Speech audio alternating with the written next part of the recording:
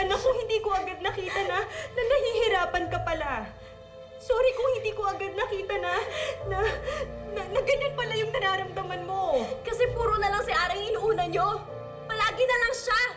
Lagi na lang ramdam ko na mas mahal nyo siya kaysa sa akin. Bella, hindi totoo yan! Ano? Bakit siya yung mas una nyo binigyan ng kwintas? Dahil mas nauna siyang dumating, yun lang yun! Talaga? Buti pa si Ara meron siya magandang birthday celebration. Pero di ba nag-celebrate din naman tayo? Nag-picture pa nga tayong anak, di ba? Pero si Hara may party. Ako wala. Yung wala nga akong welcome back party kahit ang tagal kong nawala.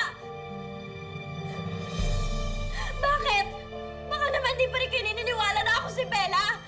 Naniniwala ako! Kaya nga tayo nagpa-DNA test, di ba anak? Yung resulta nun, yun ang nagpapatunay na anak nga kita. I'm so sorry, Bella. I'm so sorry, anak.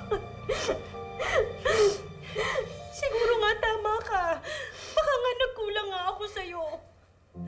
Hindi ko na-realize na matagal na panahon kang nawalay sa akin, kaya siguro kailangan kong patunayan ulit sa'yo na mahal kita. At gagawin ko yun, anak. Kung kinakailangang araw-araw kong sabihin sa'yo na mahal kita, kung kinakailangang araw-araw kong patunayan sa'yo na mahal kita, gagawin ko. Babawi ako sa'yo, Bella. Babawi ako, anak, sa lahat ng mga panahon na wala ka sa tabi ko. Gagawin ko lahat. Gagawin ko lahat, anak. Please lang. Ipangako mo lang sa akin na hindi ka na maglalayas ulit. Ipangako mo lang sa akin, anak, na hindi ka na ulit mawawala sa tabi ko. Kasi anak, mamabaliw ako.